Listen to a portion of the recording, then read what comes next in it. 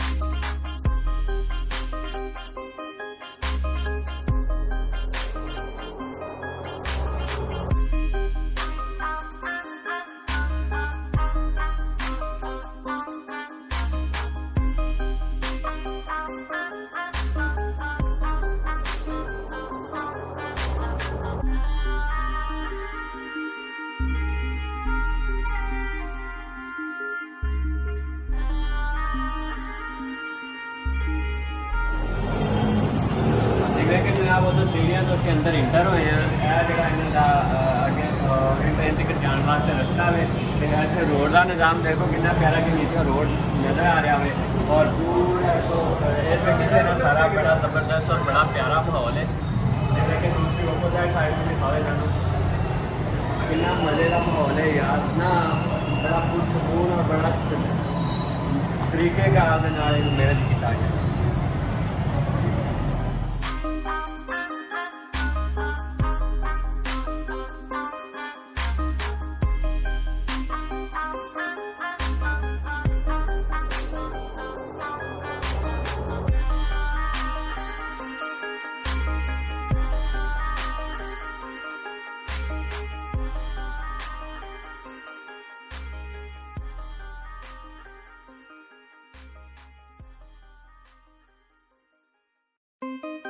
चल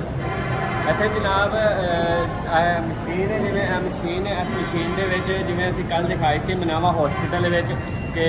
मशीन के पैसे इंटर करी दे सी तो जूस लेस खान पीन वाली एशिया निकलती सी उस तरह सेम ये जी मैट्रो तो ऑरेंज ट्रेन से भी मशीन लगियां ने इधर भी लगे ने ओपोजिट हर पॉइंट लगियां ने कि तुम इतने अपने पैसे इंटर करोगे पैसे इंटर जिस तरीके करोगे अपने पैसे लगाओगे तो पॉइंट्स मिल जाएगा पॉइंट जो भी नीचे बॉक्स के इस तरह बॉक्स के आ जाएगा उस तो तुम अपना पॉइंट लैके काउंटर पर चल जाना उत्थे अपना पॉइंट्स स्कैन करवाने तो बाद तुम अंदर इंटर हो सकते हो। बाकी नैक्सट प्रासेस देखते हैं आगे जाके कि प्रासेस हूँ असी तो अपने पॉइंट परचेज करते हैं असी दो लोग दो पॉइंट परचेज करते हैं टिकट देखते हैं यदि टिकट वैसे 40 रुपये वा असी उतो परचेज करते हैं और मज़े की गल है कि जी कल मनावा हॉस्पिटल असी ली मशीन के वीडियो बनाई सी कल वाली ATM से वो पैसे रिटर्न नहीं करती मतलब तुम 100 वाला डालता वो तुम बैक पैसे नहीं देगी ये तुहाडे पैसे भी रिटर्न करेगी लेट्स बोल कि अगर तुम 1000 पाते हो तुहाडे बकाया पैसे मिल गए तुम 100 पाते हो तुहानू 60 रुपये बकाया मिल गए ऐ नहीं है कि तुहाडा वो सारे पैसे वेस्ट जाएंगे। हम चलते हैं उतों तुहाडे सामने पॉइंट्स मैं परचेज करता वा तो आप पैसे पा के पॉइंट्स करते हैं।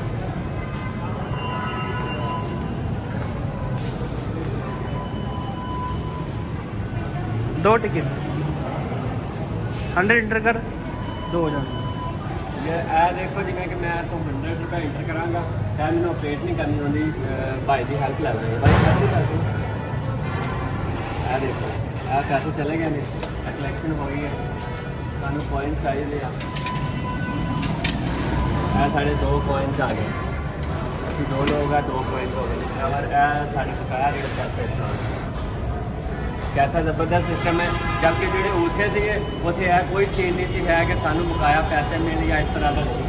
देखो रसीद भी मिल गई लेकिन हूँ मेरे ख्याल नहीं आ रही क्रेडिट कार्ड की रसीद होएगी अच्छा तुहाडा कार्ड भी यूज हो सकता है मतलब और स्टाफ भी सारे ने जिस जिस स्टाफ को कहना तुम तो अपना मैनू लोकेशन चेक चेक कर सकते हो कि ऐसा जगह से इस जगह से गुजर के जाएगी ट्रेन। आगे चलते हैं और नेक्स्ट प्रोसेस देखते हैं। आ जाओ।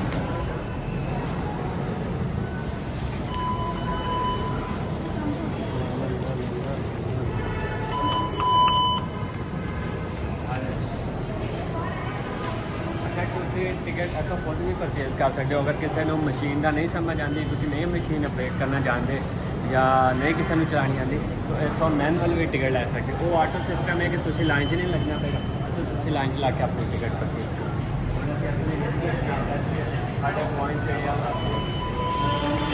एक मिनट दे अकाउंट, एक मिनट दे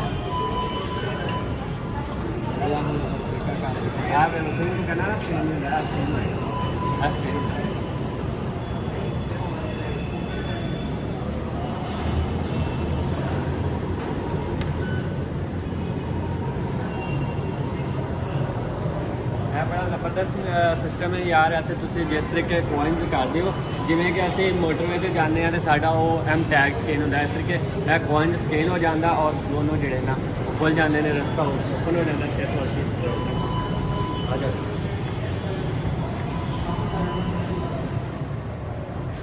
अच्छा यार इतने मजे की एक चीज़ होर मैं देखी है कि मतलब